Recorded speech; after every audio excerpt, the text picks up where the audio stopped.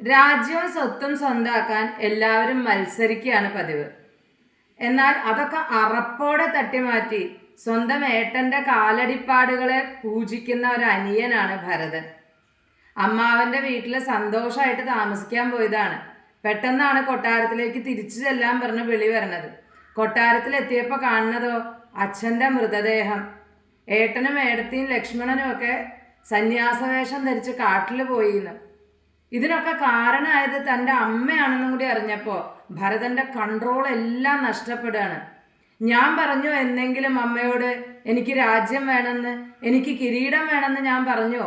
ഇങ്ങനെ ഒരു മകൻ അമ്മയോട് പറയാൻ പാടില്ലാത്ത ഒരുപാട് വർത്തമാനങ്ങൾ അന്ന് ഭരതൻ കൈകേയിയോട് പറഞ്ഞു.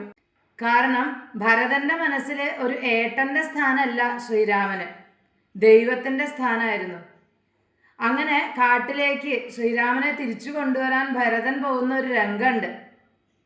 അവിടെ എത്തി ഏട്ടൻ്റെ കാലിൽ പറ്റിയ ചെളിയൊക്കെ തൻ്റെ കണ്ണീരോണ്ട് കഴുകിക്കളയണം. അതായിരുന്നു ഭരതൻ്റെ ആഗ്രഹം. കാട്ടിലെത്തി രാമനെ കണ്ടപ്പോഴോ കാൽക്കലല്ല മണ്ണിലാണ് ഭരതൻ ചെന്ന് വീഴണത്. എന്നെ എല്ലാവരും തെറ്റിദ്ധരിച്ചിരിക്കുകയാണ്. എനിക്ക് കൊട്ടാരം വേണ്ട, സിംഹാസനം വേണ്ട, കിരീടം വേണ്ട, ഞാൻ സ്വാർത്ഥനാണെന്ന് എല്ലാവരും മുദ്ര കുത്തിയിരിക്കുകയാണ്. ഏട്ടനെ എത്രയും വേഗം കൊട്ടാരത്തിലേക്ക് തിരിച്ചു വരണം എന്ന് പറയുകയാണ്. പക്ഷെ രാമൻ സമ്മതിക്കണില്ല. അങ്ങനെ വന്നപ്പോൾ ഭരതൻ തീരുമാനിക്കുകയാണ്, എന്നാൽ ഞാനും കൊട്ടാരത്തിലേക്ക് ഇല്ല.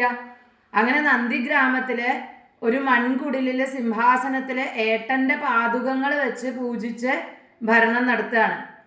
വെറും മണ്ണിൽ കടന്നു, കായ്കനികൾ ഭക്ഷിച്ചു. 14 വർഷം. നമ്മൾ ഓർക്കണം, ഒരു തെറ്റും ചെയ്യാത്തൊരു വ്യക്തി 14 വർഷം മൺകുടിലിൽ താമസിക്കുകയാണ്. ഏട്ടനോടുള്ള സ്നേഹം കൊണ്ട് മാത്രം രാജകീയ സുഖങ്ങളൊക്കെ വേണ്ടാന്ന് വെക്കുകയാണ്. എന്തായിരുന്നു മോട്ടീവ്? ഭരതൻ അനുഭവിച്ച വേദനയ്ക്കും തപസ്സിനും എല്ലാം ഒരൊറ്റ മോട്ടീവേ ഉണ്ടായിരുന്നുള്ളൂ, ഏട്ടനോടുള്ള സ്നേഹം.